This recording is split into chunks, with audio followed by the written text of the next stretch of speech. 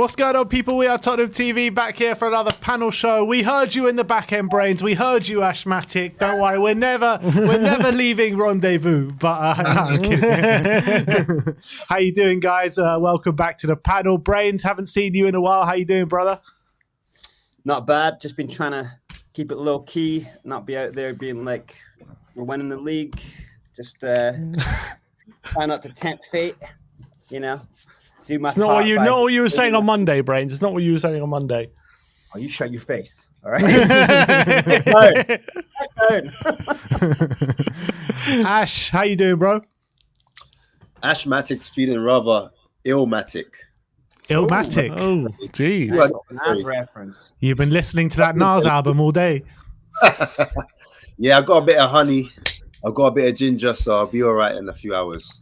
Don't worry. It's cold. It's cold up there at the top, isn't it, Ash? It is. It's cold being top of the league. That, man, you know, we move, bro. We move. All right, well, let's get into the panel. Let's start off with the first topic regarding our favourite South Korean, Heung-min Son. Obviously, with the season that he had last season, everyone was saying, oh, well, maybe it's time to sell him. Is Son past his sell-by date, blah, blah, blah. Brains, is Sonny back to his best now? I mean, it's hard to say what his best is, but just if you just watch, you know, Spurs put up the 50 goals in 50 seconds today. If you just watch some of those finishes, man, he is world class, isn't he? Like both feet, anywhere in the box. He can do the simple stuff, but he just have you ever seen anyone who can bend the ball into the corner from 18 yards as consistently as him? He's incredible at it.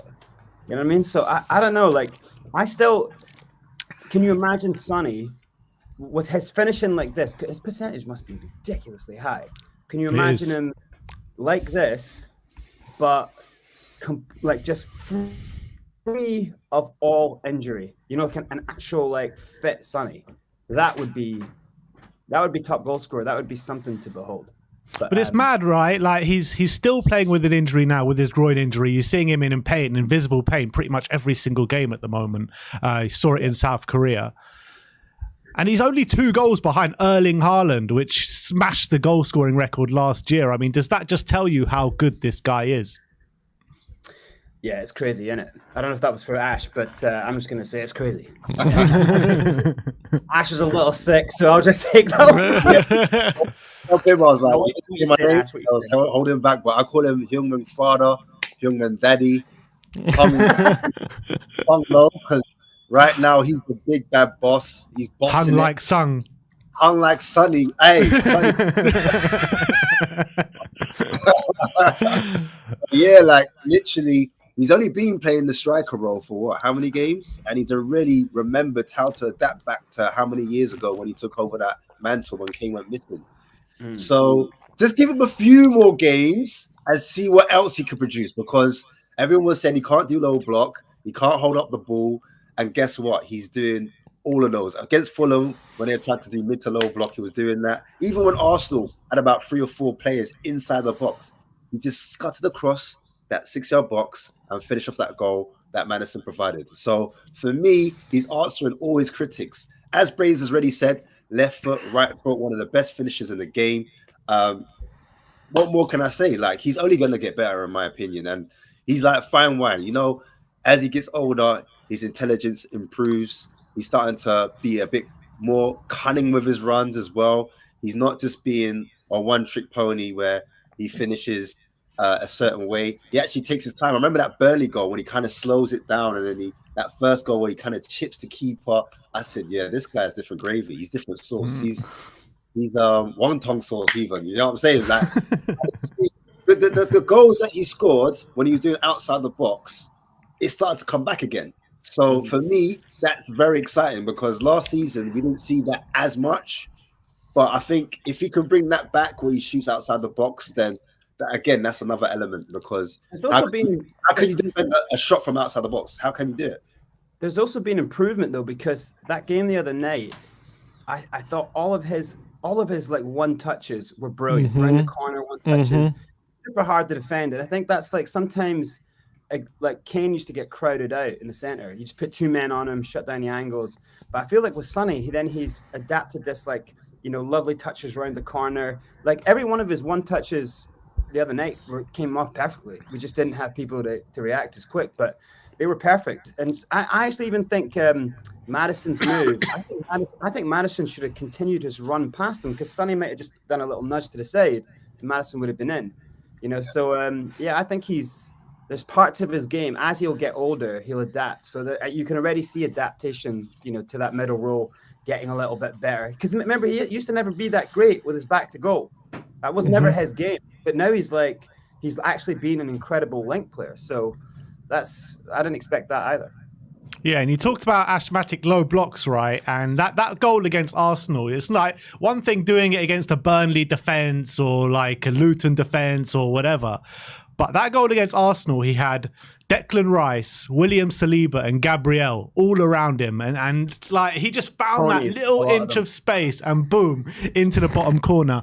But Sim, we spoke about this yesterday in terms of what elite players do, and what they do is they adapt throughout their career as they get older.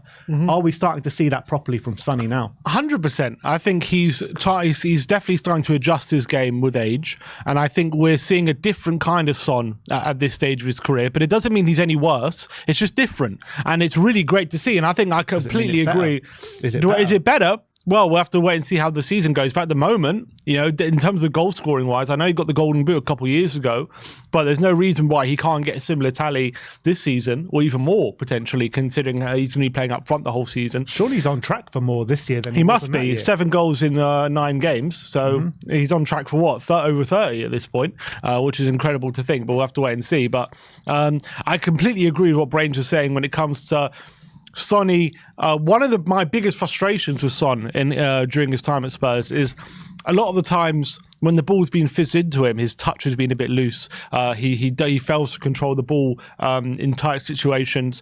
His link-up play, his passing has been a bit off at times when he's been throughout Spurs' career. Really, he hasn't really been a player who's he's good at creating chances, but he's not been a player who's been very good at linking the play in tight spaces with his teammates, passing and moving. He's very much a player who likes space. He likes to play in big spaces, especially when he's running in behind. He was probably in throughout his Spurs career one of the best players in the league at attacking space. That's probably one of his biggest strengths. But what he's really adapted his game, and maybe it's a few things. Maybe it's him being the number 9 striker, where he's been forced to bring different elements to his game. Maybe it's also being captain, where he feels a bit more responsibility to bring other players into play as well and be more of a team player. I think all these things probably are coming together, and now we're seeing him, and Brain's absolutely right that some of his one little layoffs, his one touch passing has been fantastic. And we even saw it in his little cameos at the beginning of the season when Richarlison would go off and would move Sonny central.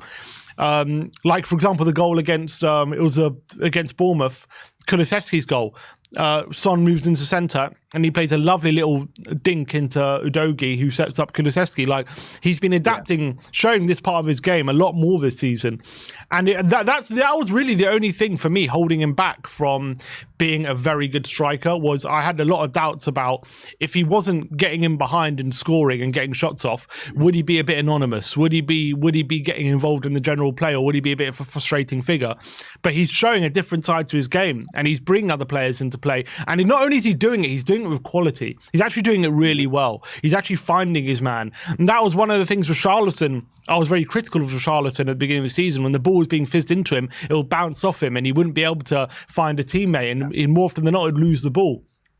But Son is showing he's capable of doing that. Now, obviously, there are different elements that we're still not sure he's capable of. Like, if a cross comes in the box, is he going to be able to win a header? Is he going to be able to physically combat with defenders in a low block? Those are still question marks, but that's not his game. He's playing to his strengths. He's coming a bit shorter. He's trying to create a bit of distance between him and some of the centre-backs. And if it means he's on the edge of the box taking a shot, that's where he's going to be strongest. And when he is getting moments in the box, he's being clever. He's trying one-touch finishes. He's trying to get things quick. He's being a lot smarter. And what he's proving as well is he's not just pace. He's a lot of people saying once Son loses pace, is he going to be less effective? Now, I'm not saying he's lost his pace, but he's not as maybe he can't use his pace as often as maybe he did, a few years ago. He has to kind of pick his moments in a way to go full pelt, I feel, at the moment. But he's doing it in a lot smarter way, and he's clearly a lot more than pace. He's so two-footed. We've known that for a long time. Technically, he's even improving, but he's so great technically. And he's one thing that goes so under the radar is not just how good he is at finishing, but the range of finishes he has. Because he's so two-footed and ambidextrous, he can take any angle from any part of the penalty area and probably get a good effort on goal. And that makes him so difficult to deal with. And that's why we're seeing such great stuff from him in the central striking position, I feel, because any angle and any foot, he can get a good shot on goal on. Yeah, and he's a player that keeps adding new bows to his armory as well. And that's what, like I said before, what elite players keep doing. They keep improving and they keep finding different ways to adapt to maybe what other situations are thrown at them. But there's a question here on the chat from Southview Coys TV. I'm sure it's your better half, Ashmatic. And he says, question though, looking forward, is Son the answer? Don't we need to find his replacement now? What do you think about that, Ash? It's a valid question because he is 31, be 32. Ash, it's valid, but Molly Miles spent one night with Josh, and look at the negativity. Right? Unbelievable. No, but it's like, is Sonny going to be a stopgap for what we need right now? I think he's got at least another 2-3 seasons in him, in my opinion.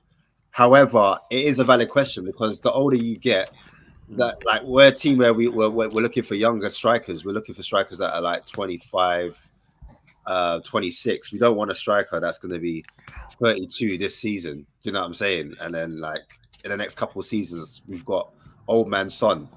How long can we keep him? How long can we keep him fit? How long can we keep him sharp? It's something that we have to look at, honestly. So he needs an understudy, essentially. He needs a perfect understudy. He needs someone who can. But then that's why it's like.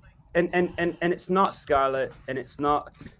I mean, it might be other players, But is it not why we brought Valise? Is this not the reason why we bought Valise? I think we need to see Valise, and I think bringing them on with 10 minutes to go sometimes is a little bit like where you take all the other good players off, and then there's no service. Like, I mean. I couldn't believe Lo Celso didn't put him in. He was screaming, he was pointing, he was doing everything right, and Lo Celso waited, and he put a cue ball. It was like, how dare you? Like, this is his moment. And that's the levels. It's like, so bring them on when there's actually some good players on the pitch, some creative players who can make things happen. So I feel like he's a bit unlucky, but I do think you need like a Son-like player who can be his understudy and just learn off him and do everything he does. Who's not going to come in going, I need to play now. Who's just going to like watch Sonny and then play like him. Like I think there is players out there, but I think we might even have it in academy. But I think Son's good for the next. However long his groin lasts. Yeah, if you look at players like Jamie Vardy, he was like scoring Premier League goals up until he was like 34, 35, and this is a guy who probably drinks Skittles vodka every weekend and doesn't really take care of himself as well as someone like Sonny does. Like Sonny like is a consummate professional who takes very good care of himself. So based on that, like if Vardy can go up until he's 34 scoring 15, 20 Premier League goals, why can't Sonny go longer? It's just the problem on like how. So look at the situation we're in. Is like Sonny must start every single game. We all go nuts if South Korea, his nation, plays him. Like that's their job. He's got to play. Like he's the biggest Asian star in the world. He's gonna play. We cannot say, "Oh, we're Spurs. He must play for." It's like forget that. He will die on the pitch for them before he'll die on the pitch for us. We have to understand how the South Korean people are. And so, like, we have to respect that as well. But the situation is, he is going to kill himself on the field. Like, he's going to play and play. He won't be completely honest about when he's feeling things. He just won't, because he loves playing and he's too much of that guy. He's the captain. So this is the situation we're in. He's going to do it to himself because there isn't the med team, there isn't the structure there that are allowing, or there isn't the players to come in that the manager can be confident on. You can see, like Ange won't ever this place, but you can kind of read between the lines, and you can see that 80 minutes and Brian Hill, who's been doing well in training, doesn't get any minutes. You can see he just doesn't rate that guy. It's like What about you get a goal. Yeah, academy, because obviously Big Ange is known for his academies and the youngsters. Yeah. You think like someone like Donnelly has any say in a current situation where he could be maybe Son's understudy? Yeah. Other young strikers coming through the academy. There's a few of them, Ash. There's a few of them, Ash. There's Will Lancashire as well, who's doing really well. Santiago, who's playing on the wing. I mean, there's so many of them coming through the ranks at the moment. Bell as well. Sunsot Bell, yeah. And you've got also the players out on loan. Dane Scarlett, Troy Parrott, who's scoring goals for fun at the moment in Holland. I don't know what's going to happen with him. I wouldn't put it past him coming back and making an impact. But I mean, I don't know if his ship sailed or not. But I think Alejo Valise looks like he's got something about him. He really does. Yeah. And I really want to see more of him. And I think that he should be the one that should be learning off Sonny consistently, week in, week out. He's there with him. He seems to be like kind of accepted as the backup now by Ange Postecoglou. He's getting minutes at the end of games, not like Brian Hill. So why not? I don't think that we need to sign a striker to replace Son. I would rather put my faith in the players coming through the youth academy and someone like Alejo Valise. Especially if late in the game you're going to go long and you're going to put balls in the box, right? Like if it's like if you're 1-0 up and you're just trying to like get the ball down the field, hold it in the corners, or just going from the box, or 1-1 or whatever, then you kind of need you. That's where you should have had Richarlison to be that header guy in the box. But Valise looks like he's a little bit even more aggressive when he goes up. He's strong on the shoulder. I think he's got a bit about him as a striker. From what I've looks seen. So physical as well, doesn't he? For a 19-year-old kid, I think he looks really good. Here's a question for you guys. Considering that Son, since he's moved to central striker, he started 6 games and scored 7 goals in central striker. Is it ridiculous to think that he could seriously challenge Haaland for the Golden Boot this season? You know what it is. You know what it is. I was about to sneeze. That's why I didn't answer. I thought you were just in total shock of the question. It's been buzzing around for a while now because he's so clinical. Like ratio-wise, I think statistically, he's almost on par with Haaland in terms of minutes per game or non-penalty goals. Because Son's not really had any penalties to take if you really deep. You know what I'm saying? So from open play, Son is quite clinical. The amount of chances that he has compared to what he converts is quite high. So, it's an argument worth having. It's a discussion worth having. Now, lots of people be like, how dare you? Haaland's going to break the record. He almost got 40 goals last season. He's probably going to get 40 goals this season. Second season's going to be even better. But I think creativity-wise, if our wingers can improve their quality of service into Son, I think that we can do a lot of damage, and I think Son can get close to Haaland. I don't know if he can do Haaland numbers. I think he can get 25 to 30 goals easily, because if you look at what happened in Ange's Celtic with their striker, how many goals he scored, I think Son's playing in a similar system, and why can't he? He's better players around him. Like, why can't he? Because he's doing a lot of runs, and I think we haven't mentioned Son's pressing. I've been impressed with Son's pressing. He's always pressed quite well, to be fair, but people said, he's lost his pace. But when he presses like a maniac. He runs his heart out for the teams, and I always call him the sacrificial lamb, because the amount of runs he does for the team, where the ball doesn't always go for him, kind of opens up the pitch and helps create chances for others, because he's just there running nonstop. And sometimes not just running forwards, but when he runs back to collect the ball and receive the ball back to goal, like you said, Sim, and like you said, Brains, he's improved in that a lot more. I saw at Fulham, they stung a ball to him, but it stuck to him like, I was like, whoa, Son, like, are you Spider-Man in disguise? Because the way he's hung onto that ball, it was crazy. So he's been taking too many lessons off Tom Holland. That's what it is. All that time spent together. That's what it is. Literally. But I think it's the style of play as well. I think the style of play makes you think, if we can keep playing it. There's been, like in the Fulham game, we played it for 25 minutes and then it kind of went to shit. I'm starting to see that's the thing for me is like, can we consistently keep playing Ange ball? Because it's already started 9 games in. It's already started to be in shades.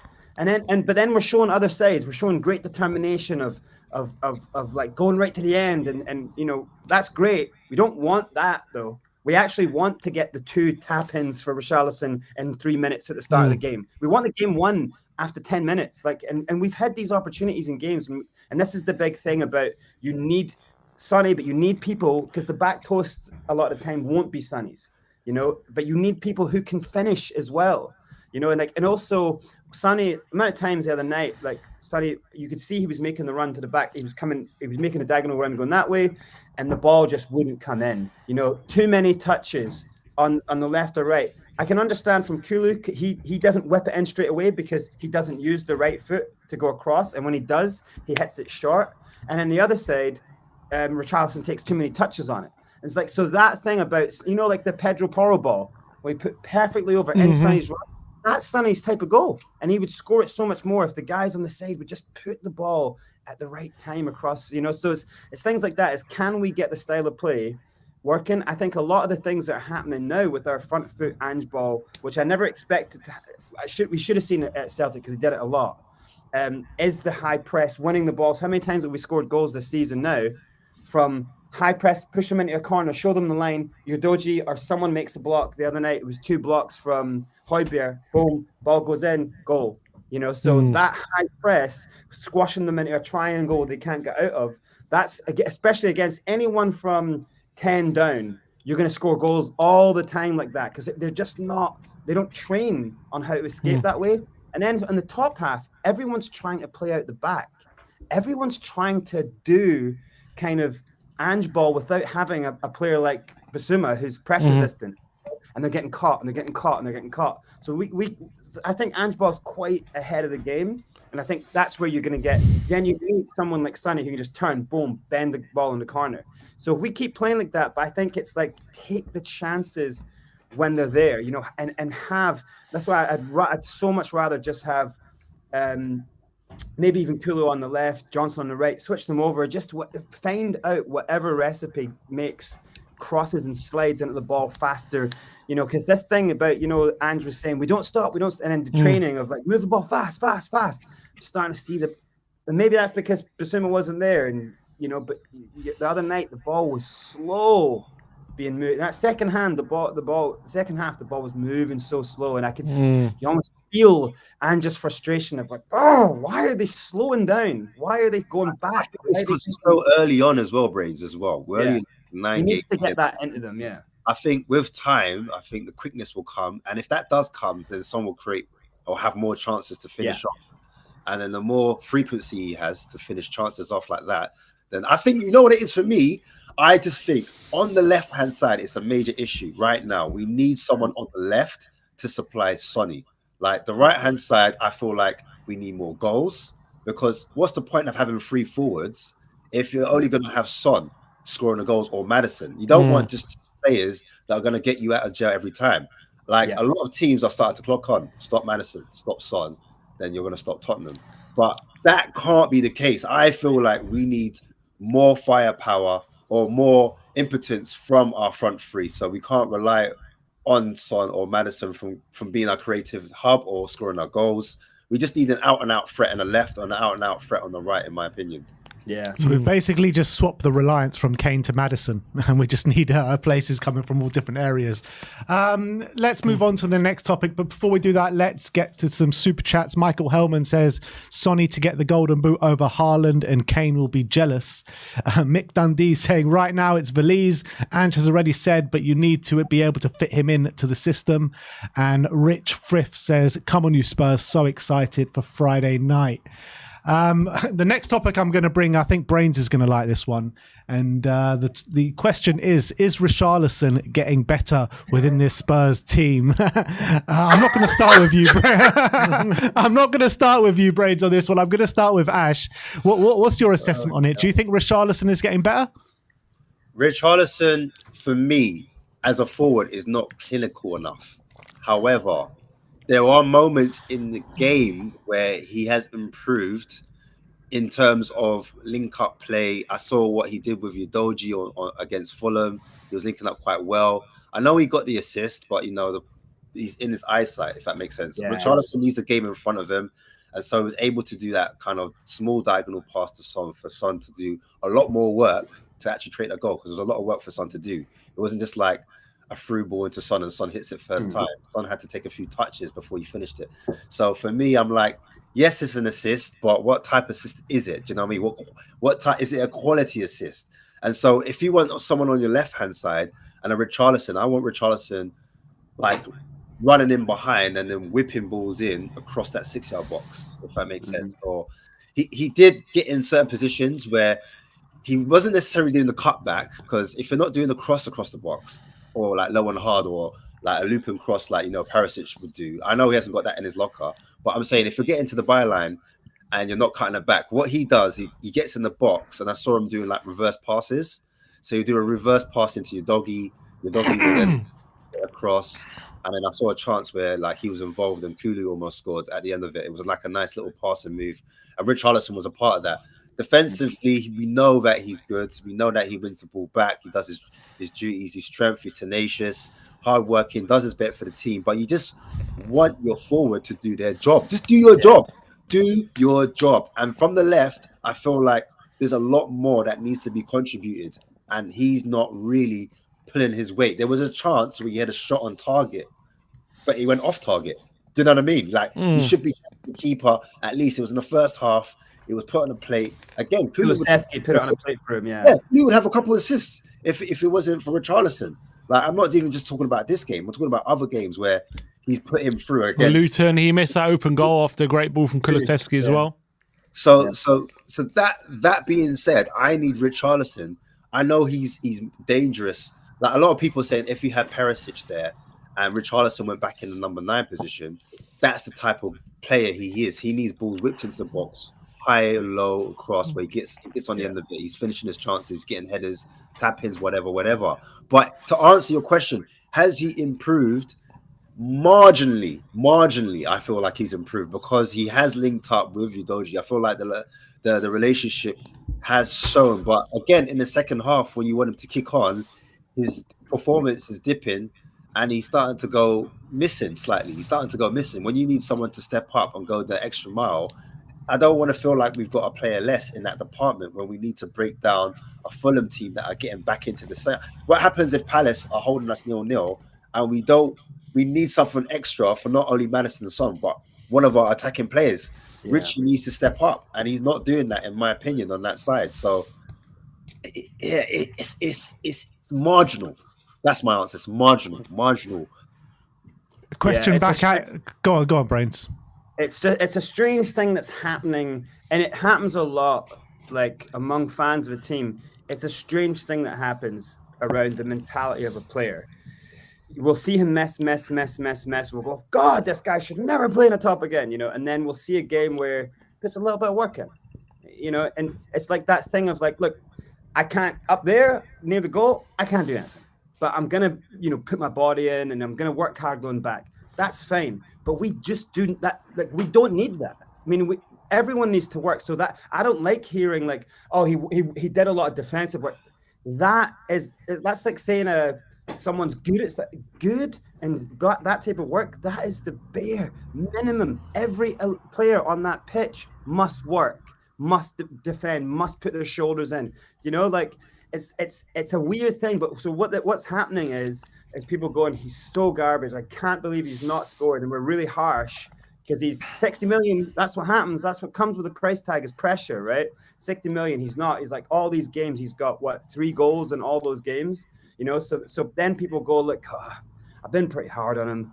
They see little tiny improvements. They go, okay, you know what? Like, he's trying hard. I'm going to back this guy. Because then it's kind of virtue signaling, because it's like them going, I'm the guy who's protecting Richarlison now. I'm going to back this guy. And it's all that silly stuff. It's like, get that shit out the way. The guy's not good enough. He's like, look at Sonny, right? Hasn't Sonny gone since like 10 years ago? Every season, minimum 10 goals. Isn't he like a world record holder for that? Like, there's no other player done it, right? That's that's Sonny, right? Now, so we could say some people don't even say Sonny's, but they don't even say he's world class.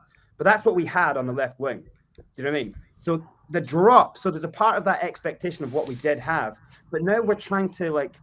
I just think if you're going to have any conversations about our Spurs in a title race, are Spurs even going to challenge? If you want your team to be in that, then you have to hold everyone to a certain standard.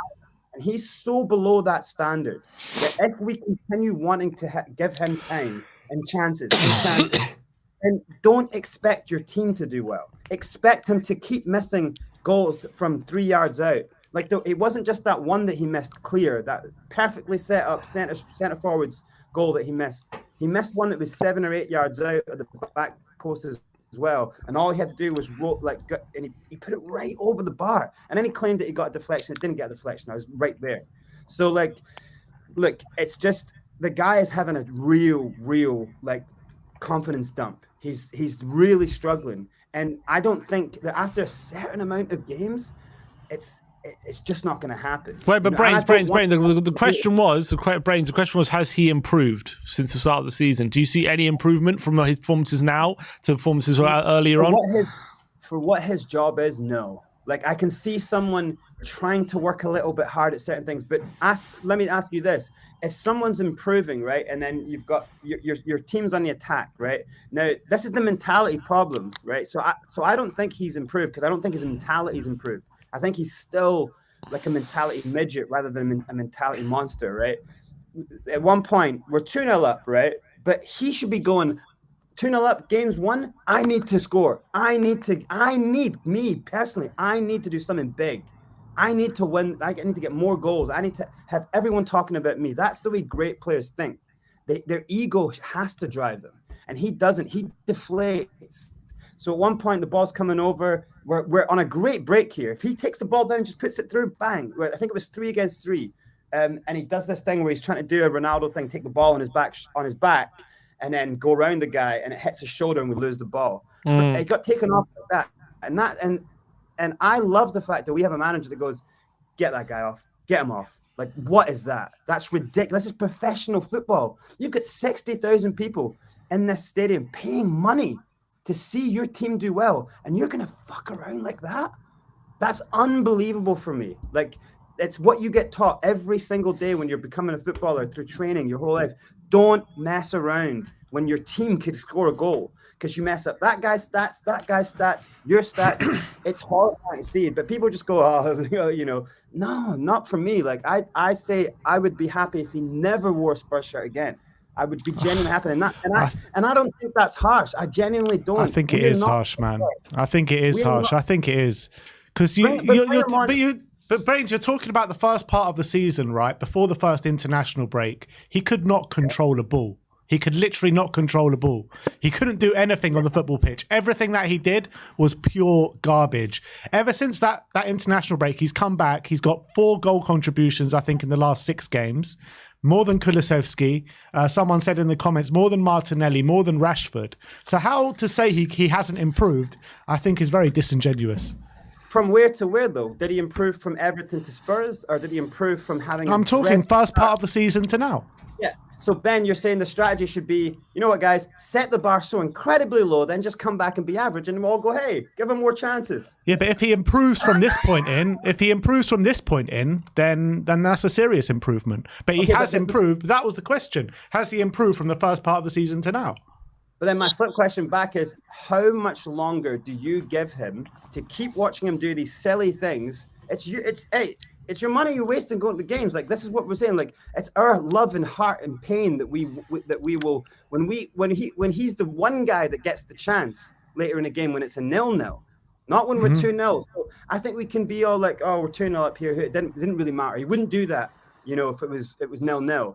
Who's to say that?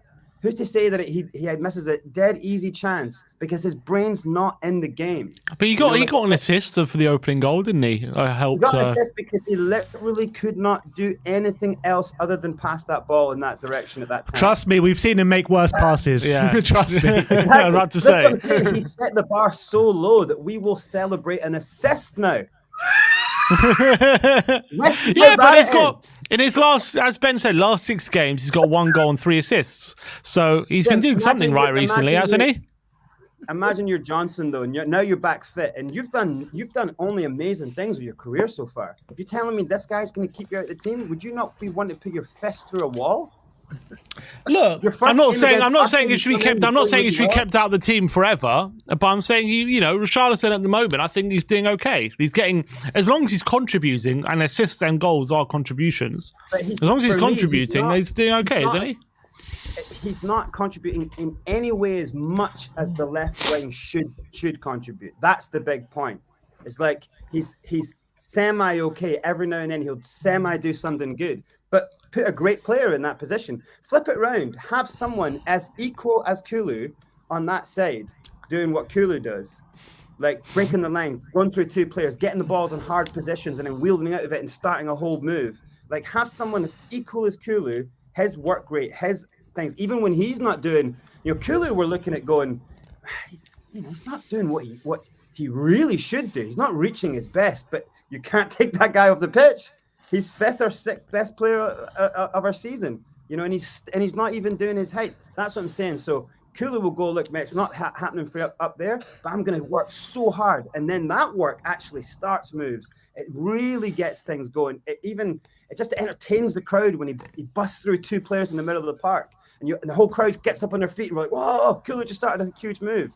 Richarlison's not doing that. I think that's a problem with Richarlison. Sorry to add on, but it's just a thing where if Richarlison has a bad game, he doesn't really contribute much. Like if he doesn't assist or score a goal, there's nothing else to offer. Whereas Kulu, at least if he doesn't score or assist, like Brains was saying, at least he can take 2 men on, or he can do like a little something to get you off the seat, or he can hold the ball up, or he can bring it up the pitch. Do you know what I'm saying? He can contribute some other way, whereas Richarlison, he doesn't really contribute much if his mentality goes. Do you know what I mean? If he's something in his head, then you got to take him off, because I just feel like that there's something in his head that's just not right. Do you know what I mean? And in 2 games, Kulusevski, people were moaning about Kulusevski, he had the assists aren't there. You know why the assists aren't there? Because of Richarlison. Because he would have 3 assists in 2 games. Think about it. It's 3 assists in 2 games if Richarlison just finishes those chances. So what I'm saying about when you pick a team, you need balance and you need everyone to be at the right level. And when you have one domino out of it, it all starts knocking and affecting other players' stuff. So if I was there was one run where Vicario catches it from a corner and he kind of falls on his belly and he throws it out to kind of make the counter attack happen quick. And then Kulusevski's actually on the left, Son's through the middle, and Richarlison's on the right. And Kulu starts running on the left. He brings up the pitch. He looks up. He sees Son. And then like the crowd are urging him to switch it. But then what Richarlison does, he actually slows his run down. And then he slows his run down so much that it stops the counter attack.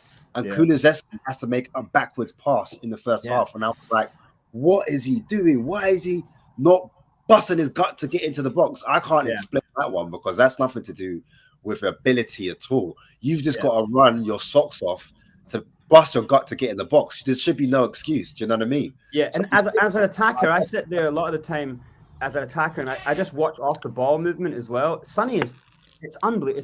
It's like it'll make your eyes orgasm when you just watch him off the ball. He does such beautiful stuff, right? He'll ghost and come back. He does these lovely darting runs. He bends runs in behind. It's beautiful. It's hard to defend. Kulusevski does so much work off the ball. He does so much stuff that messes with defenders' heads. And that's a lot of work in the game, is messing with your guy's head. So he's too scared to come in, or he's like, I want to hit him. And that's what Kulusevski does a lot. He winds guys up so they go too close and boom, bang, through the legs, round the corners.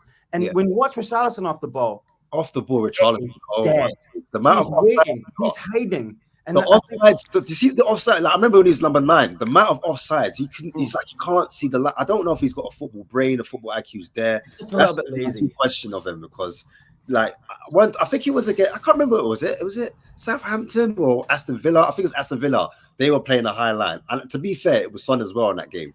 Both of them just kept getting offsides. I was like, what are you doing? Do you not know how to bend your run? Do you not know how to have a run? What is going on? And I'm questioning his off the ball runs. I have to agree with Brains on that one. Like he needs to improve. But I also think we shouldn't be afraid to like if Johnson's not fit, fair enough. Like don't rush a player in when they're not fit. So, and I understand playing Richarlison when we don't have the options.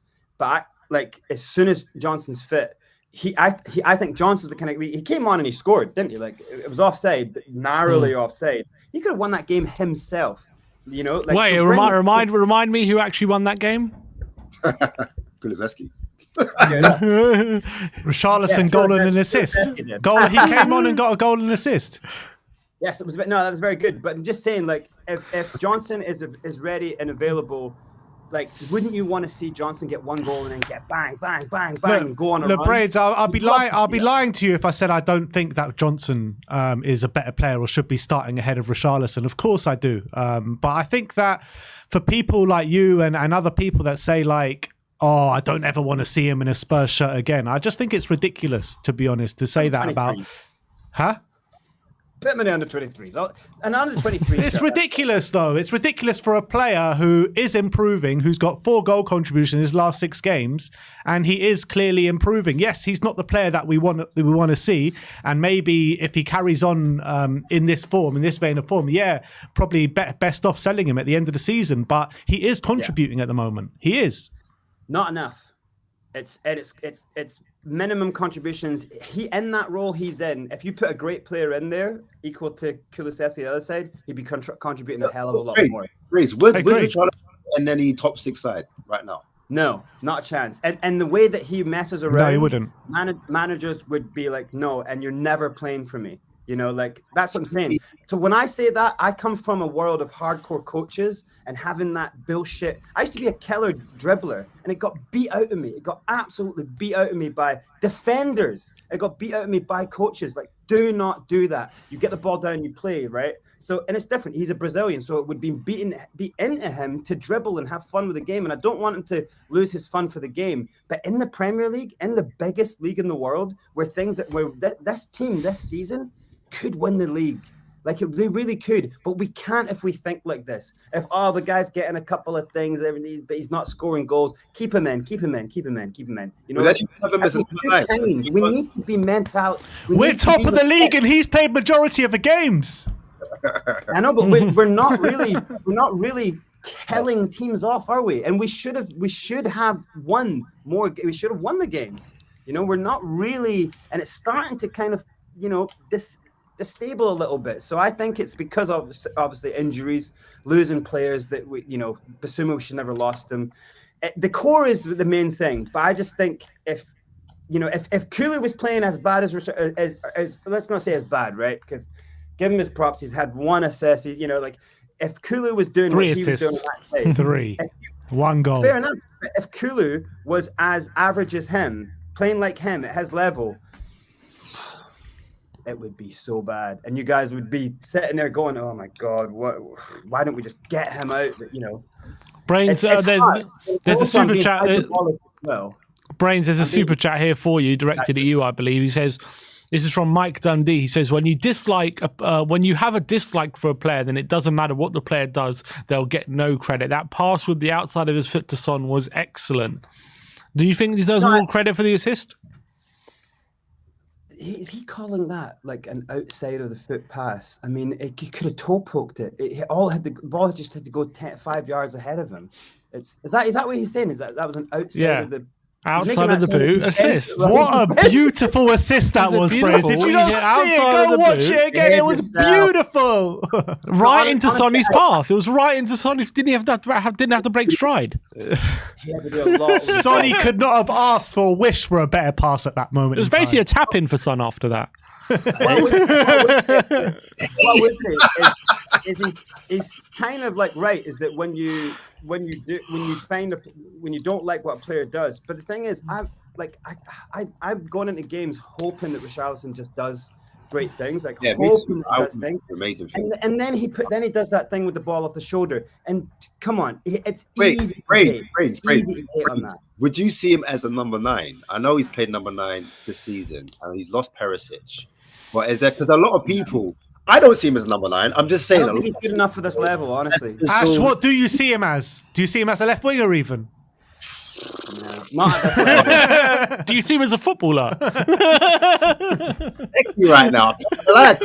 He would tear up France or the Spanish league. He would tear up. He would go there and do really well. This league it's a little bit old school still. It's like it's still hard. It's still real football. But he's done it at Everton, hasn't he? Scored goals consistently. No, he never. No, he his best case scenario his best was 13 goals in a season. That's not bad. That was his absolute height. It shows he can perform at this level if he's getting 13 goals for an awful Everton team. Well, every single season the league gets a little bit harder. And by the way, that year where he literally single-handedly saved Everton from relegation in the last 10 games of the season. He was the one stepping up for the team. And you talk about mentality monsters or mentality this, mentality that. That showed great mentality at that stage, at that moment in time. It's a little bit different at the bottom of the league than where we're at. We're currently at the top. So what would you guys? So already that I'm getting from you guys that you think, all right, 60 million, brilliant. That was a good, well spent. No, that's not what we said. I'm just you just said he should never play for Tottenham again. Now you're putting words in people's mouths, Brains. Now you're putting words in people's mouths. You said it should be hung, the conversation was, is he improving? And we're arguing that he is improving. Oh, yeah, I'll give you that from being absolutely dreadful, he's a tiny little bit better. Great point. This is a great segment. But it's true. You've got me to say that he's got a tiny little bit better. Brilliant. He's got a lot better. He was stuck in the mud, and now there's a little bit of movement. He's wriggling his way out of that mud a bit. He was stuck. He couldn't move an inch. And now there's a little wriggle. I hope he does better. Don't you talk to anyone about mud. You're still drowning in liters and liters of mud. You're crawling out of the grave right now for that guy. Look, Sonny didn't have a great first season at Tottenham, and look at him now. So who's to say where Richarlison will be by the end of the season? A minimum of 10 goals a season every single year since. So. Except for his first. Rishi's still suffering from the Conte hangover. His mentality got shot so much by Antonio Conte. We need an Ange to lift him out of the mud. So, I give him until the end of the season, to be honest. And if it doesn't improve, then you go get a Jota or someone. What if it costs us the league? What if it costs us top 5? What do you mean, what if? We don't know that until the end of the season. But then would you be happy that you stood by a guy who maybe missed the big one, Maybe if you But you'll never know. You'll never know unless you give him that chance. But look at the fans have a say. Look at what happened when Lucas got taken off. A manager got sacked for it, right? The fans are very loud. We can be very loud. If a player is playing dreadful and he's missing the golden opportunities, like goal line tap-ins that could take us. Say he does that in a North London derby. If he does these things consistently. Right now it's just they're starting to happen a lot. But if they were consistent. You don't think it's then the fans' responsibility to kind of be like, look, we need the guy out. How do you expect the fans? How do you expect the fans to do that? Well, I don't think it will get to that because I believe Ange will every time he does something stupid, Ange just hawks him off the field. Boom, you're coming off. So I think we need to rely that we have a sensible manager. But I think when I'm sitting in the crowds, it's weird though because fans sometimes you can't listen to too much of groupthink. But the general consensus walking out of the stands in the South Stand was that it was a bit of a nightmare from Richie, right? And every time he got the ball, he's starting to feel tension and hear groans, So then the same thing was kind of happening with Højbjerg, and then Højbjerg turned it on, So Højbjerg might feel those groins, might feel the groans, and then left his level, and then he gets to us, Højbjerg started to play better through the game. Whereas Richarlison, when the fans are kind of doubting you, bang, little trick off the back that loses the ball. And that's just going to lose fans. I think it's better if you bring him on. I think when you bring him on at this stage where his... Yeah. I think that's the only way I would want to see him in a shirt is coming on and maybe having the energy and having the incentive to... Yeah, that kind of you kind of need to kind of, like you said, give him that motive. Right now, if he's not quite cutting it, he's not quite doing it, despite his assists. I know people are saying he should start, but I honestly think him coming on and proving his point when he's got something to fight for, like he did at Sheffield United when he got the goal and assist. I think we could utilize Richarlison in that way, in my opinion. I'll back that. As opposed to starting him like every single game. I think horses for courses. It depends on the game, the situation, where it is in the game. If he's not playing well and he has started, then yeah, definitely just take him off. Take him off. Like, you can always tell if a player is going to play well within the first 5 or 10 minutes. Would any of you start him over Johnson, a fit Johnson? What, fully fit? No, probably not. I think for now, I like on Friday, I don't think I'll drop him. I think as long as he's contributing, I'll keep him in. But once he stops, I think I take him out. That's how I see it. If he puts in a left winger contributing is and a goal or an assist. Look, he's getting goal contributions, isn't he? Johnson scores those chances. Huh? You don't think Johnson in his position, the last 2 games? Not necessarily. I don't think necessarily definitely gets scored. I mean, the Luton ones probably, right. But who's to say he gets in those positions like Richarlison does? I think I'll start him on Friday. I think I'll start Richarlison on Friday. But if he doesn't, if he has a stinker, I'll take him out. But he's contributing right now. He's getting goals. He's getting goals and assists. He's getting goals and assists. So I'm not. I'm never. Brains is going to be on the warpath this weekend. If he gets an assist a game, I'm happy with that. If he's getting an assist, I'm happy with that. Like, why shouldn't I be happy? If he's missing sitters, to me, in the game against Fulham, he missed 2 sitters. I wouldn't call them sitters. There were chances. I wouldn't call them sitters. They were not easy chances. They were not easy chances. I call them sitters. The obvious sitters were the 2-yard ones that he missed against Luton. Yeah, against Luton. But I still call, if you're a striker, if you're getting paid 60 million, you're playing the Premier League, I call them sitters. Listen, like Braves, it depends on how Johnson's feeling because Johnson's coming back from a hamstring injury. So when you get a hamstring injury, it can affect you mentally. Yeah. So I don't know if we're going to have that same Johnson that we got when we first signed him. Like he made his debut against as well. And against Arsenal. Because when he did come on, he didn't look like himself where he was ready to take that man on and same type of energy, you know what I'm saying? That same type of, that oomph. So it all depends. If Richarlison does start, I think it's because Johnson is still feeling his way back into full fitness, in my opinion. I'd like to, I don't even rate Bryan Hill that much, but I'd like to see Bryan Hill start just to see what he's got. With Bryan Hill, though, I just like assist-wise, he's not strong enough. I don't think he's for this league either. But I'd just rather see him. I'd rather more Bryan Hill. I need Bryan Hill more end product in terms of like final third testing the goalkeeper. I haven't seen that in a Spurs shirt. You haven't seen him in a Spurs shirt to see the contributions in a Spurs shirt. Let's see him in a Spurs shirt first and foremost. His Palace, he actually played. Yeah, he played well against Palace. Had a good game. He actually had a good game away at Palace. That was his last game we saw him in because he got loaned out after that. It was ridiculous in my opinion. I believe in Bryan Hill. I think Bryan Hill has got top talent and I think he can do it in this league. But a couple of super chats here from Mick Dundee. First one saying Kulu has been average, let alone Rishi. And he also says, luckily Ange picks the team and not Brains. Shots fired. I'm not, but I believe in Ange. Ange is picking Richie because there's no other option. And then as soon as Richie does stupid stuff, he takes him off. I guarantee you I come from the same way of thinking about football as Ange. Like, if you're messing around on the pitch, get gone. I just, if there's better players there, he is not giving him a chance anymore. Like if Brennan Johnson comes in and he's fit and he's gets back from his hamstring, which does take a bit of time, like he would just play him all the time. And anyone saying Kulusevski is not, just look at the numbers on Kulu. Just feel what he does when you're in the stadium watching him. Like it's ridiculous. Nobody gets the ball in tough places like Kulu. Kulu gets the ball in really difficult places as a trick. It's a part of the trick.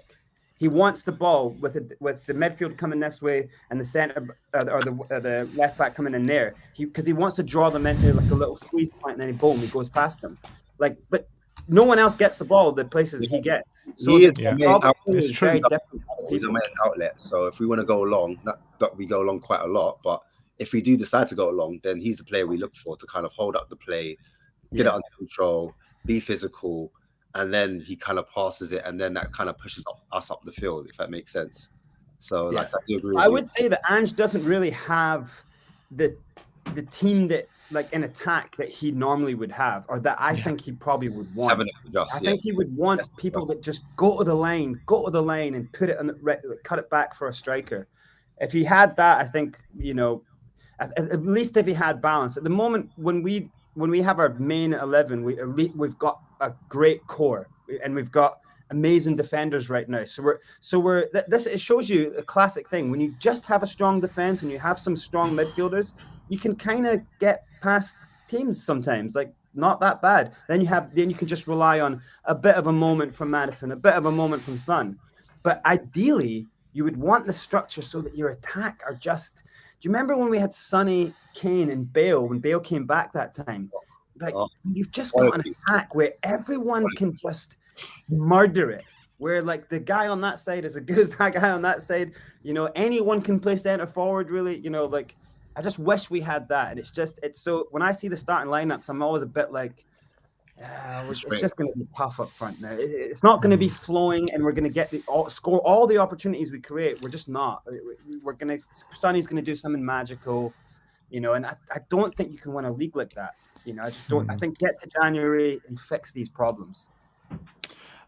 Before we move on, we got a super chat from Delboy Yaplonka, and he says, Ange is working miracles at Spurs at the moment, and may it continue. I would also love it if Spurs won the league. And Mick Dundee saying Kulu's job on the wing is to get balls in the box for an assist or a goal himself. He has no assists. What would you say to that, Ash? Yeah, I think we said it already. If Kulu finished his dinner, I mean, Richarlison finished his dinner, then he would have assists. There was an assist. No, he's talking about Kulu. Oh, right. Yeah. I get what you're saying. If Richarlison yeah. We can call it Richard. We don't call it Richarlison no more. He's not disrespect. He's not Brazilian right now. Right now, he's not Brazilian. I don't see anything Brazilian about him. Do you know what I'm saying? But like I said, for me, Kulu has had times where I'm like, bro, why are you not shooting? Why are you not shooting? Yeah, he is another frustration for me. So I'm like a little bit different from Brains, where I do see the talent in Kulu, but and I do see what he did in that first part when he was on loan. Maybe we put him on loan again, then we get the best out of him. I don't know, but since we've signed him, we haven't really seen the same. We used to commend him on his decision making. And now, when he's meant to be shooting, he's passing. And when he's meant to be passing, he's shooting. And then sometimes he's either or, here or there, because he's indecisive in that final third. And that's what's letting him down. And again, it's a thing like where I feel, again, it's like a confidence in front of goal. It's letting some of these players down. Despite him scoring 2 goals this season, I still think that it's letting us down. That part where we need to be a lot more ruthless, a lot more clinical in that final third. He is part of the reason why we're not doing as well as we should be. We should be tearing teams apart. There's certain times you're like, oh, there he is. There's the Kulu I know. There you go. And like what he said, he has moments where I saw he did like a little drag back, little flick back through someone's legs. There was one where he put it through the legs and then he kind of dragged up the field and then he got fouled, but we never got the free kick for it. And then it ended up with Harry Wilson. That's out of trouble for that. But there's times again, like I said, right, Kulu's on bits. He's doing stuff. But then when you need him to do the basics, like finish your dinner, he's doing that. There was one time though, there was a cross that was coming into Son, and it was going to be a header. Like it was just about to put on Son's head like a cap. And I think it was Bassi defended it, and he did well in the first half to kind of stop that cross from coming in. So, but think for me, for Kulu, just use that right foot. Believe that you have a right foot, because when we played you against Sheffield United, in the middle of the park, you cut onto your right and you score the screamer, top corner. So just use that right. And every time he does go on that right-hand side, every time he does go on the outside, he's actually successful. That's what's so bad about it.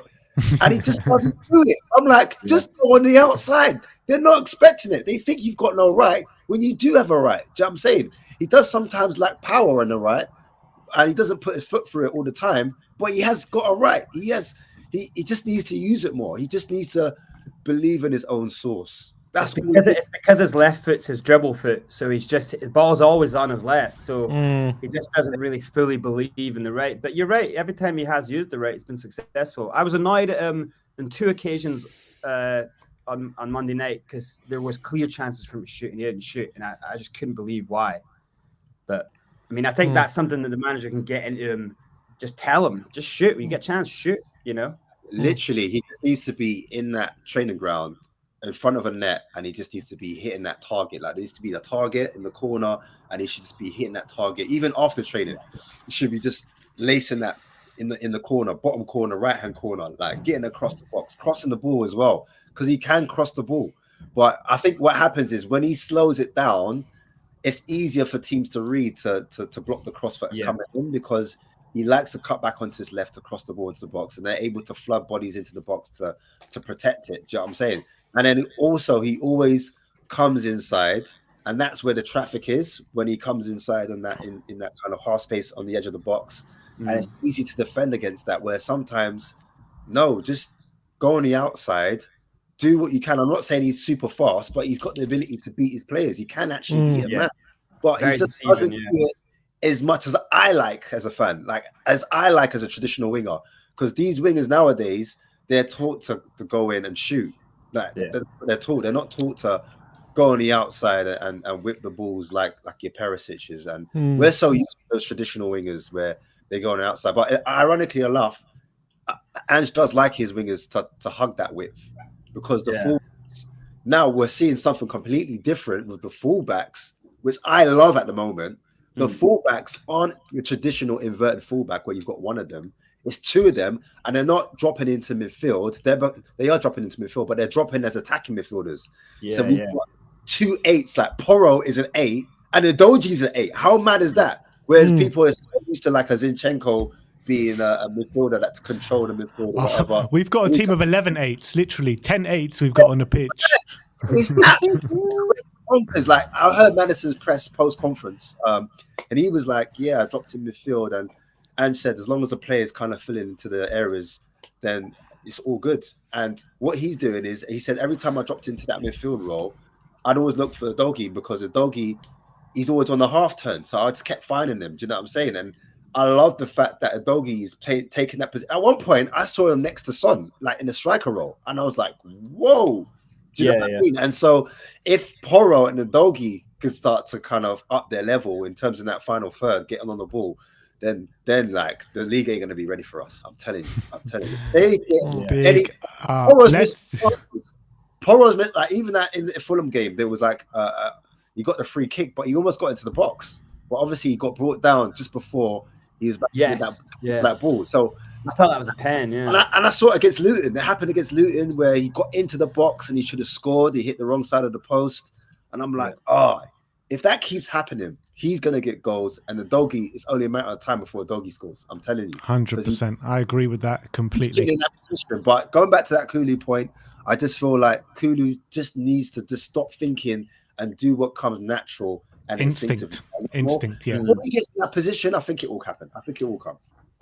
In terms of the next topic, we're going to talk about Vicario. There's been a lot of talk about him. The Spurs fan base have seemingly fallen in love with this guy, this goalkeeper we got at the moment. Highest save percentage in the Premier League at the moment. Brains, do you think he's the best performing goalkeeper in the Premier League at the moment?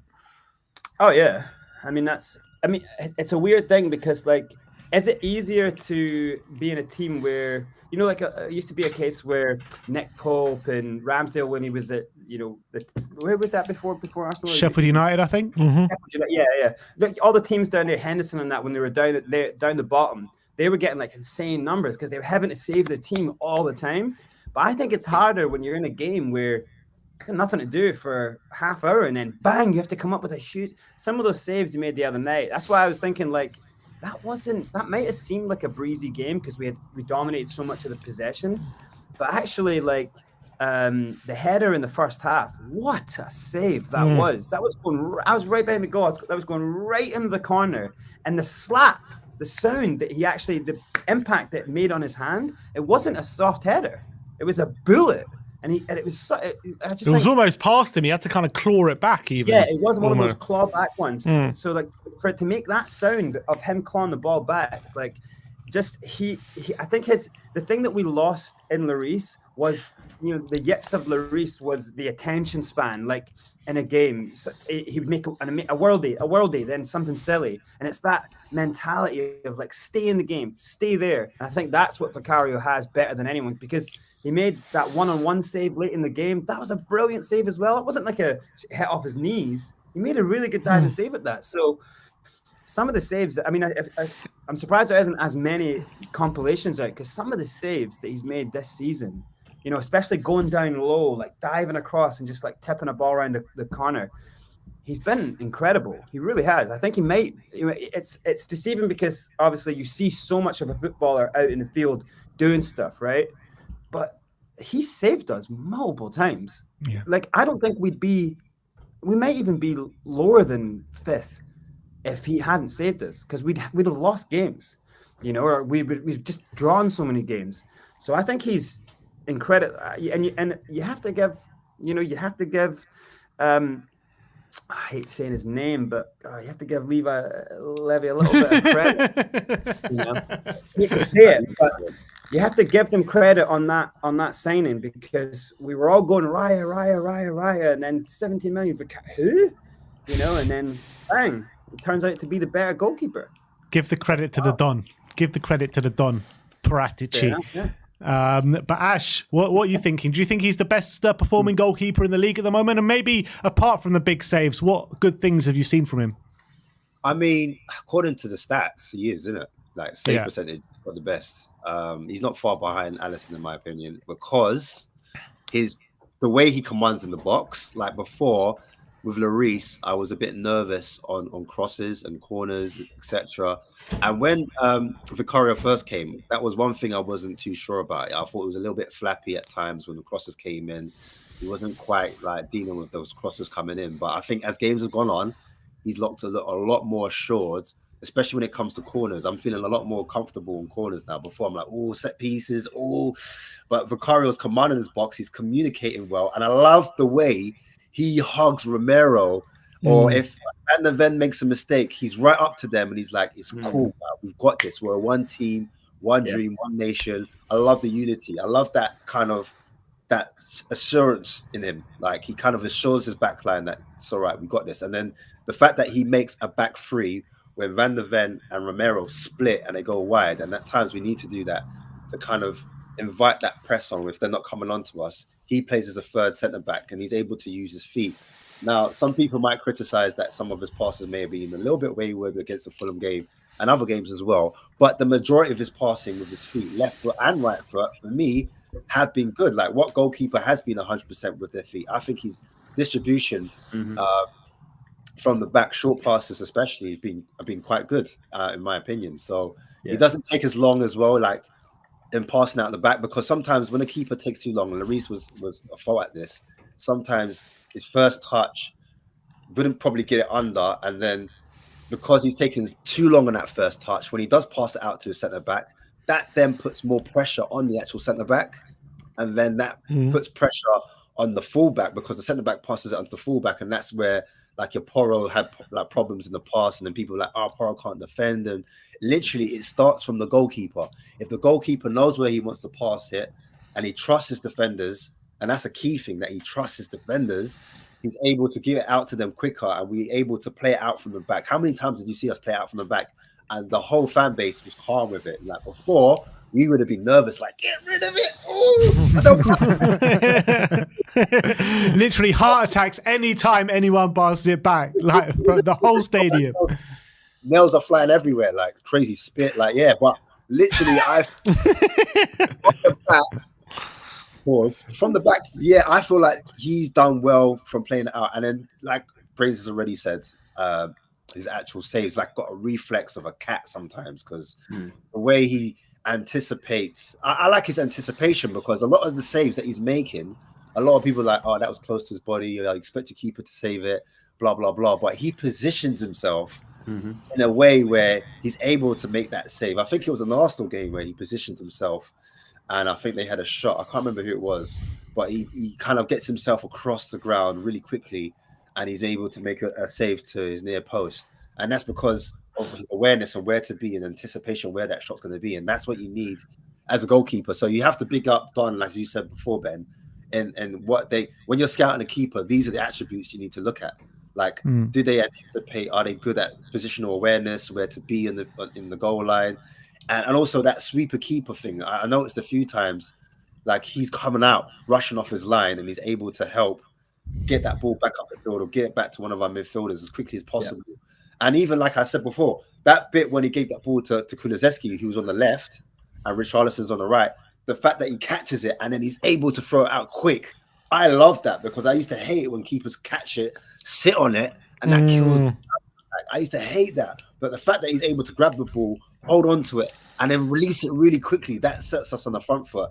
And I like the fact that I want to see more of that. I want to see Kulu more on the left, and maybe Richarlison, maybe going to whoever's on that right, switching over, because I feel like we need a bit more of unpredictability. And we've seen Kulu a lot of the times play on the left for Sweden and play really well and score many goals for Sweden as well. Sorry to kind of divert off the point, goalkeeper.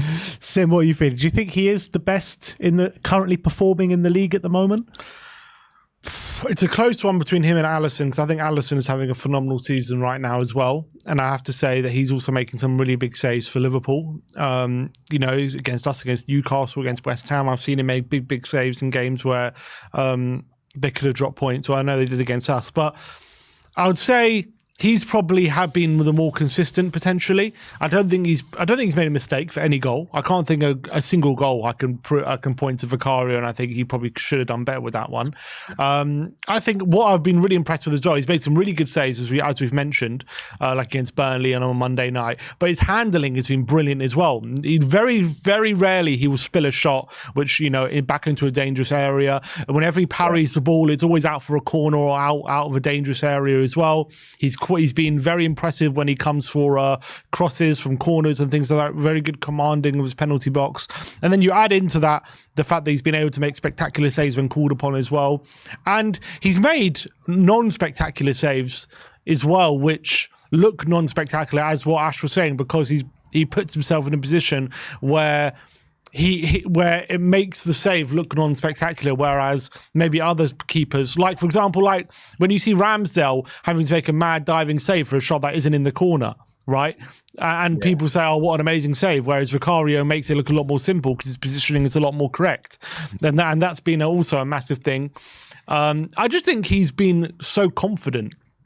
And especially that's what it is for me. And I think especially coming into a new team and a new league, and also not only a new team and a new league, but he's come from Empoli. That's been like the kind of the height of his career so far.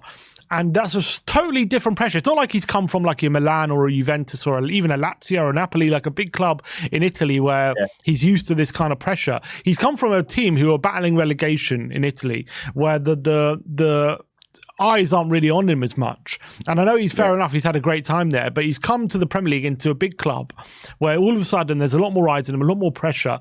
And we've seen how many times have we seen a goalkeeper come into a situation like that and crumble? And even if they do eventually get it together, always the beginning is very difficult for them. Always at the beginning, teams are putting them under pressure and they make mistakes and the fans are getting on their back. You can even see it this season, Onana, team with David Raya. Like, you've seen it so many times where keepers, it's a lot of pressure to be under. It's probably the most pressurized position for a new Sanchez at Chelsea, losing them throwing the game away. Sanchez. You've seen De Gea when he first went to Man United. He struggled big time, didn't he, to handle that pressure. So it's the position in the Premier League in football, I think, where especially as a new signing, a lot of the times it's very difficult early on to get used to that kind of pressure. And a lot of keepers do get used to it in time, but especially at the start, it's very difficult. But he has just basically been so confident immediately. That's been the most impressive thing. And also, not only has he been confident on the pitch, but he seems to be, shouting at people. He seems to be taking that authority as a goalkeeper, which you need to do very early on, setting your defence. He has no problem shouting at a Romero, shouting at a Van de Ven or whatever, if needs to be.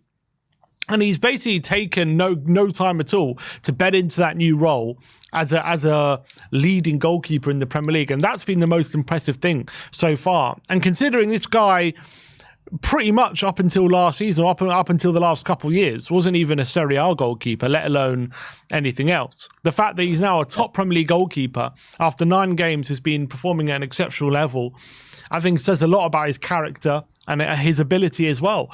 And I think he's been absolutely phenomenal. So I would say, has he been the best keeper in the Premier League so far? I would say probably yes, if not the second best. I think he's definitely in the top 2. It's either him or Allison. You know what, he's improved as well, because like, remember when we saw the videos on him, we were like, oh wow, this is like an incredible like reactive goalkeeper. But he would palm a lot of stuff into dangerous areas. And even in the preseason, he did it a couple times. And we were kind of like, oh, see, that's going to be a problem in the Prem, you know. But then he hasn't done it, and so he's you can see he's worked on that. Like, he's got that right out of his game, which is credit to our goalkeeping staff, credit to even Lloris and, you know, the goalkeepers union together, how they work together. They would have got that out of him as well. But I was yeah, go on. Go on. Well, I was going to say he's 27 as well, which is also a plus as well. And I was saying to Ben yesterday about Vicario as well. When you have a goalkeeper who's capable of making a big save like that, especially when he plays for a team like Tottenham, who are going to dominate the ball a lot of the time, and they're going to be the ones basically looking to pick the lock of the opposition, and the opposition will occasionally get that chance on goal because we're taking a lot of risk. It's all like whenever he makes a big save, that's almost like a goal. And I said that yesterday. Like, Ben scoffed a bit, but I'm saying like that's almost as good as a goal sometimes when you can make a big save like that. When you're in on goal and he can pull off and it stops it going in the back of the net, that can be as good as a goal when you're playing like that. I looked at that score 2-0 and I didn't think that was an easy win. I thought the 3 chances they had that he made big saves on, I thought they were like very good chances. Now, if you don't have a class goalkeeper like him in, I think we could have been, you know, like sometimes you get those games where you dominate the whole time and then they score and it's like, how did we lose that game? But that would have happened to us last season. It would have happened to us season on season on season. To have this guy here now, he stops that, especially like the ones 2 times they got through. One, I think, was a little bit VDV, or it was when Udogie went off and they were kind of messing around with who's going to go left back. I think they might have put Porro and then they put Emerson there, and Emerson just didn't track his guy and he got right in on goal. There was 2 times he got through on there was one where the guy got through on goal. I think one was Harry Brick, one was the other guy, and he made 2 great saves, you know. And so those are moments where, you know, and we'd taken off Son and Maddison. It's like, what would we have done if that was 2-2? You know? Yeah, we wouldn't be top of the league. So and you kind of see why like he got such high praise from inside Italy. I mean, Gigi Buffon, before he moved to Spurs, was talking about, you know, this guy's the future of Italian goalkeeping. I think he even made a comparison to Donnarumma and saying that he could be better than Donnarumma and stuff like that. So, I mean, we're really seeing that in front of our eyes. And can you tell me one other keeper that has come into a brand new league in the Premier League with the experience that he's maybe had, even better experience than him, like Onana, that have hit the ground running and been as good as he has been so quickly and had such influence in the team as he's had? I can't think of any, to be honest. Any? Can you think of any? There's none. Newcastle with Nick Pope, but he's been in the league already. Well, goalkeeper's made a bigger impact as Vicario, like coming into a new league. I would say Allison. What, straight away did he do it? Yeah, I'd say Allison. They went from... And even if you are talking about Allison, you're talking about the best of the best. Yeah, exactly. He's elite. Yeah. Correct. Yeah. Correct. Outliers. Yeah. It's not a bad comparison. not bad comparison to make. He's being compared to Allison here, and then Gigi Donnarumma from Gigi Buffon. But let's move on to the last topic of the panel, and we're going to talk about a selection headache that we might have this weekend for the game against Crystal Palace. Bissouma's back in the frame. But on the merit of Højbjerg's performance against Fulham, do you stick with Højbjerg or do you bring Bissouma in? But you've got to take into account as well that Bissouma is back walking that tightrope with one more yellow card and he'll be suspended for the Chelsea game. So would you rather keep this... Chelsea? Wolves. Wolves, yeah. So Wolves ain't easy, man. Wolves ain't easy. No. I don't. yeah, but Listen to me. I would put him in Palace. Like loads of people like saying, "Oh, but if you book him, you miss him against Chelsea," and they don't want to see Gallagher, Enzo Fernandez, and Casado versus like a Højbjerg. But at the same time, like I do understand what they're saying because they're saying like, they reckon Højbjerg. Ash just convinced himself. No. I want to be balanced, so I want to get it all out. And I understand why people are saying because of Palace, like maybe you put a Højbjerg in. But for me, there's no 3 points that are given. I want to play my strongest team, regardless. 100%. I want to get that 5 points. I want to have that 5 points at the top at the end of Friday or the end of Sunday, whenever it is. Like I want that 5 points, and I want Basuma to be there. And I think, remember when Romero, he was on a tightrope as well. We needed him last season, and he was on like one more card, and he was on the suspension. And then he just went on like a 5 or 6 game run where he got absolutely no yellow cards. Yeah. I also think as well, it's a testament to Ange to kind of throw it out to Basuma, like to see if he has the minerals, to see if he has the mentality, to see if he is that kind of captain material where he's the captain without the armband, if that makes sense. Because he got 2 man of the match performances where he raised his level straight away, and people were like, Basuma's our best player ahead of Maddison at one point. Do you know what I mean? Ash, he's got to have a word now, though, right? He's because before he was asked in a press conference, like I think it was Ali Gold that said, Basuma's on 4. Is it worth having a, And then he was like, no, he's a man. It's like, bro, have a word now. Like you gotta have a word. That is literally the job as a coach. You do have to have a word. When like he is a man and he is supposed to know these things, but it's the types of yellow cards that the type of yellow he got, and then the type of second yellow he got. That is like insanely dumb. So that's not a guy being a man. That's a guy throwing away a part of his season. So at that point, I think those things could be fixed. I think those things can be fixed, honestly. Yeah, it can be fixed, but I think as a case of people around him having a word. Yeah. I think like there was one time where he jumped on someone's back, and I'm like, "What are you doing, bro? Like, why are you jumping on? Why are you giving off that silly type of free kick? He's clearly beating you. Don't jump on his back." And there's some yellow cards he had for like dissent. So that I honestly think he can cut that from this game. Right, avoiding all that. You know what I mean? And his captains, whichever one's closer, like Romero was a problem, right? Last season, of course, he's been given extra responsibility. So with being a captain or vice captain, you kind of have to have a little bit more self-respect and respect for refs and calm everything down. But also, like I reckon someone must have showed him stats, sat Romero down and been like, bro, do you want to keep missing games? Do you want to have your team on the edge all the time? Like there is this part of your games that you can play on the edge. If you, I have no problem with someone getting a yellow card if it's like it was a 50-50 and you have to get the yellow card or whatever. That's fine. Yeah. It's the going back to refs, or it's like the unnecessary tugs on players' shirts, or it's diving. These things should be wiped out of their game. Yeah, that could get fixed. That's what my point is. I think he can fix that. Everyone thinks, oh, what if he gets a yellow against Palace? I think he's good enough, and he's got enough maturity, because I think Andrew's thrown the ball in his court to say, look, I need you to step up now. Like I told you at the start of the season, any more latenesses and you're not on his team. Do you know what I'm saying? He was late once. He said, sorry, Dad. And like now, he's playing for Uncle Ange. He's playing for him. And I think that side can be fixed right away. And I think, against Palace, give him that chance. Yeah, I believe I agree. I think worst case scenario, 60 minutes, take him off, bring Højbjerg on to show up the game. Do you know what I'm saying? Start it strong.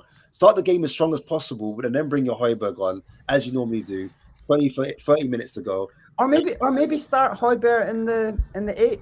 I was going to say, I'm leaning towards maybe. I know Sarr. I'm not saying Sarr's been terrible, but he's carrying a knock as well. By the way, he is carrying a knock potentially. But I'm leaning towards maybe giving Sarr a bit of a rest potentially and putting Højbjerg and Basuma together. 100%, yeah, and have Højbjerg in the 8. Flexible, because I love when you watch Basuma play. He's a 6, but like no other 6 plays a 6. Because a lot of the time he will be the guy darting into the box. He will go up and do 10 stuff. Like Ash was saying about Matters, they're not playing the 10 the way a 10 always plays a 10. It depends on what area of the pitch you're in, then you have an arrayment of players. It's not really the traditional ways they play it. But I for sure think Højbjerg is actually a better 8 than he is a 6 anyway. That's just my opinion. I think he does that for Denmark. He scores goals. You know, the side of Sar's game that is just not there yet is his shooting. And Højbjerg, that's the one great thing about Højbjerg. He can score goals. We get him in a dangerous position, he'll score goals. Did it last season for us in very big moments. So I don't think that. I think that would be a really strong midfield is Bissouma, Højbjerg, and Madison. And they, it can switch around. They can vary it up. I think that's very strong. Do you feel like SARS? Do you feel like SARS not failed, but do you feel like he has struggled to maintain the level he was showing at the beginning of the season, or do you think he's playing just as well as he was? Offensively, I think he's not there where he was at the start of the season, but everything else he's doing right. I just feel like he's not arriving in that box like he was against that Manchester United where he got that goal. Burnley, no, not Burnley, it was Bournemouth. Bournemouth, that's it, where he was again involved in that attacking play. I just need to see him in and around that box, contributing a little bit more.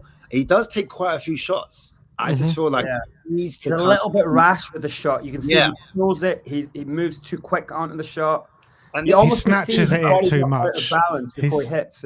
He snatches it away too much. But I think the work that he does off the ball is unbelievable, and like it kind of like goes unnoticed sometimes. Kind of the good work that Sar does week in, week out with his team. And he kind of enables the other midfield players to do, especially Madison, to do what he needs to do. Especially Porro. I think a lot of the times you see him on the right-hand side, full into that fullback position, and he's able to help us progress out of that. When we play out from the back, he's able to help us play out from the back because he fills into that right-hand side, and the ball sticks to him. He doesn't lose that ball in that area. When he's near that byline, he's able to just thread the ball through, and also when he wins the ball high up the pitch as well. He's brilliant at stopping a counter, counter press. He's brilliant at that. And that's the game a lot of time that we play is like once you lose the ball high up, his job is you must stop the ball before it gets past the halfway line, and he's brilliant at that. Also, I feel like sometimes he's really good, and lots of people can't figure out our formation, but at times we do play a 4-2-3-1 where he does do a double pivot. He does go alongside Bissouma, and he does kind of shore it up in that way. So he does show a bit of maturity in that level and intelligence. But as you said, I feel he's still a bit raw in terms of finishing. So I think because he's so young, we don't forget how young he is. You can see how young he is. But as years to go on, I feel like his finishing will get improved. I feel he will go up another level. I think the ceiling's high for him because like his ability, if you look at his frame, his arms, his legs are so long. He's able to, and he's actually physically strong as well. A lot of things. He's so athletic, isn't he? So like his agility, his ability to cover every blade of grass. I think that's the difference between him and most midfielders in our club at the moment. Is his agility. Like he's able to just do that role superbly as an 8. But again, I go back to that goal threat. We just need that more from that position. But intelligence, like I said, where Porro now is fitting into that number 8 role at times, he's just filling in. He's filling in for Porro, and he's kind of delaying that attack where it allows Porro to get back in that fullback position. Because they're like, how is Porro so hot the pitch, but then sometimes he's defending it the next second? Like, how is that possible? It's because of Sar. It's because of Sar's managing those little things that you might not see as a normal fan, like the little nuances. But how mad is it, Ash, though? Like, only a few months ago, 3-4 months ago, us as a fan base kind of considered Sar and Skip to be on like the same level. How mad is that? And now, like, Skip don't even come close to anywhere near the levels that we think Sar can get to. Skip actually started the first game of the season, didn't he? Yeah, he did. Yeah, how mad is that? I, by the way, never thought that they were on par. I always thought Sar was way better. Ever since that AC Milan game, I thought exactly. I was about to say that. And you had that AC Milan game, but Sar never got a look in after that season. I know. Classic Conte. It's crazy. It's crazy. I thought Sar way outperformed him. I couldn't believe that he was getting the nod of him. But I think it's the system. It's like I still think like the system. Conte said Bissouma hasn't quite got it tactically in this particular role, in this particular system. And I think that's the reason why Højbjerg and Skip were getting the nod over him, because Basuma was fit when Conte was around, just wasn't playing him in that particular system. And I just feel in this system, like Sarr and Basuma, they just fit the system a lot better because they've got a lot more bows to their string to their bows, I think is the term. Yeah, strings to the bow. So that's the reason why you're seeing the best in Sarr, the best in Basuma, whereas I feel like Skip, he's a little bit more limited in that role. And I feel the same a little bit about Højbjerg. I'm not gonna lie. I think where Basuma can play the 6, but he can also play the 8. And he said as well, his favorite player growing up was Yaya Toure. And I saw an interview with them when they were sitting down. They said the way they were coached was you had to play every position. You had to play as a centre back, a full back, even a striker.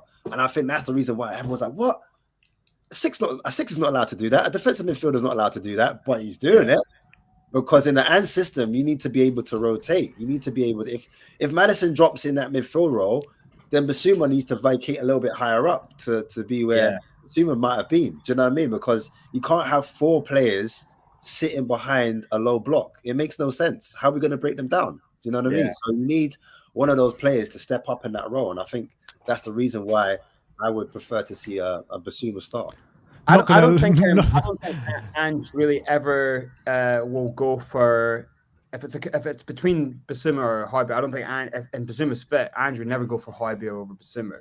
It's more a case of where else he could play Højbjerg. But because like Højbjerg did loads of good things eventually in the game the other night. Yeah, he pressed. I thought he pressed well. He won the ball. He had a great game. I thought he had a brilliant game, Højbjerg. But playing out from the back, like he had sometimes in the channel behind defenders, he didn't really show a lot for the ball. Yes. And then they weren't pressing high. If that's a high pressing team, Højbjerg is just not press resistant. He's you not. Put some pressure on. He rushes his pass. He does. You want Højbjerg in the 8, putting the ball through the lane. Or even blocking the ball higher up. He's just not the stuff Basuma does, and it's fair enough because it's not many people do it. Just the way that Basuma can be in trouble, and then bang, he's gone past 2 players. Yeah, he's like dropped the shoulder and left him for dead. All that stuff that loads of the players were doing at the start of the season. Mickey Van de Ven was doing it. Udogie was doing it. It seemed like they were all like, let's see how we can ball out and break out at the back. Without Basuma there, like none of them do it. It's like, wait, everyone stopped having fun. So you kind of need Basuma in to like inspire them with a quick little move. Boom, get the whole game changed. That leadership on the pitch, like where you're not actually wearing an armband, but you're doing by as example. Like Ben used to do it, Gerrard used to do it, Basuma does it. Do you know what I mean? He gets the ball on that half turn, and then all of a sudden we're on the front foot because 1 minute it's like we're passing backwards and sideways. Nah, Basuma just spun you. Do you know what I'm saying? We're in behind. Yeah. And we're on an attack. Do you know what I'm saying? So, I totally agree with that. I think he breeds that confidence in other players as well. To be a bit more front-footed, a bit more adventurous, take your man on, like take a gamble. Because that's what football's about, in my opinion. It's about, and I feel like in Højbjerg's DNA, he's not really a gambler type of. He's more of a steady Eddie kind of guy, like a Conte player. Let's just call it a Conte player. Whereas Basuma loves a gamble. Basuma will go for it every time. Well, and those gambles are worth taking because, like, if you think about how to get a counter or to suck a team in, you have to switch the ball back, and when you see that even on the other night, it's like, it's so boring. But when you have someone like Basuma, he takes that gamble. He's like, "Give me the ball." I've got 2 players, not give me the ball, and then bang, drops shoulder, and he's away. Then the whole momentum is shifted, and it's like, now you are in. Like, and he drags other players out of position because they got to confront him, and all of a sudden it opens up spaces. Just produces carnage everywhere. And that's the thing. If you're not going to have a Basuma on there, you need a player that's going to move the ball quick. The ball has to be, and that's why you need to turn the ball over faster, quicker. And I think that's why the managers right now, like Klopp himself and other managers, like to win the ball high up and kind of like that. That's because one pass in, and that's a golden opportunity for you to score a goal. Do you know what I mean? But you can see like Ange's strategy. Like you see a lot of times, like there was times where Romero and Porro and Sarr, they were taking the ball into the corner to drag a team there, right? Because then obviously the whole momentum of the pitch goes there, and then the one pass inside to Basuma, and he's got people on him, and it's either like a one-touch bang, it's a 1-2 off each other, or it's just drop the shoulder, and then you look over the other side of the pitch, and it's like there's 3 passes that are open now for an unbelievable counter-attack, and it's just like that. And a team, like when you look at that, it's like it's the quickest way to kill a team dead, you know. But if you take out Basuma from that, and you take out players who can play like that, you see, like in that game, they've not been doing it. Without Basuma, they do not do it. It's not worth the risk at that point. Even when your doggy got taken off, right? You saw it straight away. When Emerson Royale came on, as soon as he went forward with the ball, it all broke down. Do you know what I'm saying? It's like off the ball, he was good at like recovering, getting blocks, wherever. But on the ball, you're like, oh, Royale, if only you just passed it then. Oh, Royale. Because he was good at running into the spaces. But again, you just need those players with that ability also, because it's not also just what you have upstairs mentality. It's also your technical ability as well. And the doggy, half turn, he can do it. Madison, half turn, he can do it. Basuma, half turn. So when you got 3 or 4 players that can just turn, you know what I'm saying? Spin man like Michael Blacks, then obviously you're gonna just get in behind and score goals like at the drop of a hat, at the drop of a dime. So the more players we have like that, the more attributes, we're gonna be able to turn teams like Crystal Palace over, because they're gonna try and sit us with a low block. They haven't got as they say. We need to drag them into. We need to play kind of out the back and deep and drag them in there, and we need their attacking players and we need their defense up quite high. You know, and I just think imagine playing that way with Højbjerg. He's a great player, but you can't see that, can you, in your head? You know, it just seems a little bit difficult. Sometimes, not all the time, especially against Fulham. Sometimes he would join the centre back. Sometimes his back was to goal, and something like that. When your back's to goal and you can't see what's behind you, and you don't look over your shoulder, you're not scanning the pitch. Your passes have to be in your sight, which is backwards and sideways, because you're not on the half turn. Do you know what I'm saying? So that's what you have with Højbjerg, and we saw that numerous amount of times last season. All you lot are saying is just making me super excited and gassed for Bentancur to come back into this team. Because when Bentancur comes back into this team, how will our midfield stack like with the rest of the teams or the top teams in the Premier League? It's got to be right. Best midfield in the league, Basuma, Bentancur, Madison. That might be the best midfield. It all depends on how Bentancur comes back. But I've been watching training. And despite what I've just said, the way he just moves it quickly, one touch. Like he doesn't spend it, like that means up here. Sometimes when you lose like a little bit like down here, you know what I'm saying? Like in your hips or your knees or wherever the injury is, you make up for it in other places. You become sharper, like your senses become heightened. And I feel that's what happened with Son, where he may have lost a yard of pace. I think that might happen with Bentancur. He's already upstairs. But if he's lost anything, I guarantee you he comes back 10 times sharper on the ball, because he's got to make up for it some other way. So I'm really looking forward to his. Because remember when he first came and Winks went off? Remember when he did that pass across the pitch? Fizzed it, like the kind of pass where the ball doesn't. That was on his first game, right? First game, I was, and the whole crowd was like, "Oh my god, oh my god!" I remember in his first game as well. He did this thing at the back where he was like, it looked really fucking dangerous, and he drew 2 guys into him, and then he just went the other way. And it was like dead, and it was like, whoa, what's that? It's like we were in the Matrix. It was like, what the fuck is that in the box? That's crazy. When you're used to mediocrity, and someone comes on with levels, then you're like, oh, that's what we've been missing. And I feel like Bentancur, because whatever you want to call him, man, like the main man, Bentancur, when he comes back and he comes in that midfield, I'm excited. Also, his defense as well, the way he defends high up. Very good, as an 8, like perfect. And he'll then be a perfect Ange player, perfect. But where he added finishing towards the remember against City, he always does a high press against City and wins the ball back and gets the goal for us. Like high pressing, always. I was like, wow, he should actually be playing for City. The way his ball control, the way he was moving, like not now because we're like the new City, right? We're City 2.0, right? I joke.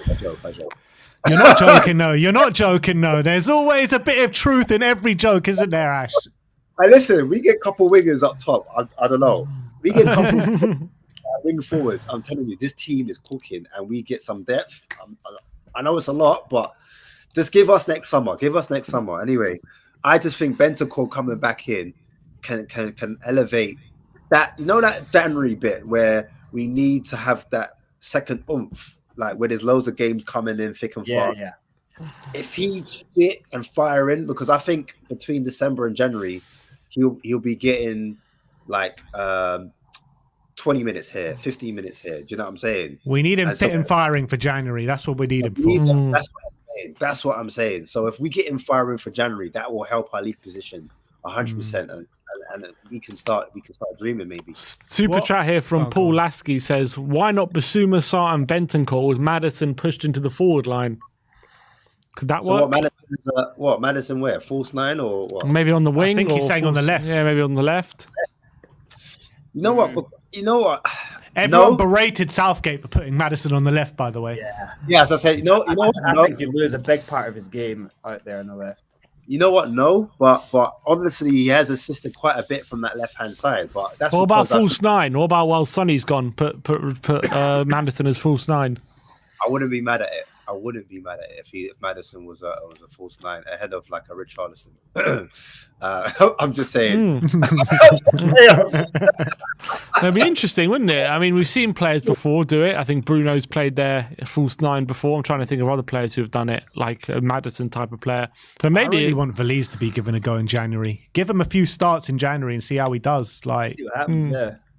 Especially if you've got wingers around him that are like going to the line, and Madison will feed him. You know what I mean? Like, if he can come through those games with a couple of goals, then I think we know that we've got a future here with Valise. I just want Maddison to be doing what he's carrying on doing, like a kind of free roll, where like if he feels like dropping here, he'll drop in. If he feels like pulling wide, he'll wide. If he wants to be in attack, and I think that's more effective because he's harder to mark like that. Because if you man mark him, that it's going to create gaps all over the pitch. Like if you're a defender, you're trying to like man mark Maddison out the game. Udoji has a knock. He said it was. He said he felt a bit of tightness somewhere at half time, and he said he would give it another 10-15 minutes. And then he said after we scored the second goal, he thought it might as well just take him off now because it's not worth risking. Don't tell anymore. Josh King that. He's going to be... Is he training? Analysing every training picture. Oh, no. See him. I don't see him. Panic. Look, I think that is all we have time for today. So big up to the panel. Thank you, Brains, for coming on today. Thank you to Ashmatic. Brains, where can the people find you when you're not on here? We are Tottenham TV. In a stadium. In a stadium near you. Getting a film made about him. Something like that. On YouTube, out there in the world, living it up. Now, check me playing football when I'm back fit soon. And, Daily Venoms, YouTube yeah, channel, we can all come and watch. Yeah, anyone can. Yeah, just come down, get some drinks afterwards, watch the return of the man, the return of the Mac. All right, I'm gonna tell all 150,000 of our subscribers to come and watch you play. That'll be fun. Absolutely. So we'll go up from an attendance of 0 to 2. Big up to Brains. Ash, talk to me. Where? Tell the people where they can find you. Listen, guys, you can find me on the football pitch. And I'm calling out any YouTuber that is in the Spurs community. He's already called us out, by the way. We can't seem to get a team together just yet. Listen, if you want it, I don't mind if it's 2-on-2. Listen, we can do it. Listen, one goal, 2-on-2. Get a keeper, and we do it like that. Put a video camera up, defense against attack, and vice versa. I don't mind. 5 sides. You're a defender, though, Huh? aren't you, Ash? Second. You're a defender. I'm right? defender. But listen, 5 side, I don't mind. I'm calling out any because people talk about football, but can they play it? Like I want to see. I want to see where put your mouth where your foot is. That's what I'm saying. See, if you walk the walk, if you talk the talk, is that what you're saying? Yeah, listen, I'm all the way in South, but I don't mind going to Enfield. I'll happily roll up to Enfield, yeah, and go to a goals or a power league of your choice. I don't mind. I'm here for it. But yeah, you can find me on Southview Boys. We're streaming tonight. I'm doing a rival show. So we're gonna try and invite Man United, Arsenal fans, and just basically put them in the mud. Because right now we're top of the league, and I'm having fun. Just pure bants right now. So yeah, we've got a pre-match preview coming up as well, and a few other things coming up. So just check us out, Southview Boys. You can find us and the boys down there as well. It's a lot of us. Big up. And if you think you got what it takes to take on Ash at football, you know, find him on where can they message you to challenge you? Put out his address. What's up on YouTube? Again, Southview Boys, hit us up, man. We're here for it, man. We're ready for it. Ash, I might do a pre-season signing and just get you in the Deadly Venoms and put you out at the back. If you're all about that, let's see it. But at the moment, I'm on the sideline, so I'm pretty hardcore with the side. Are you the coach? Are you the coach? Yeah, you the coach. Well, now that I'm injured, I'm at the side. I'm drilling people like it's the prime. I'm like, don't lose the ball there. Don't lose the ball there. Is you their answer to Antonio Conte? You got to be a bit more like Ange, man. Let them do their thing. Don't micromanage them. Exactly. I tell you what, Ash, if you have a bad game, you'll never be seen in a Deadly Venom shirt again.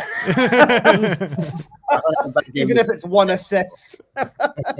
Well, I scored on Saturday, so there you go. Not bad for a defender. Not bad for a defender. Top corner as well. So okay.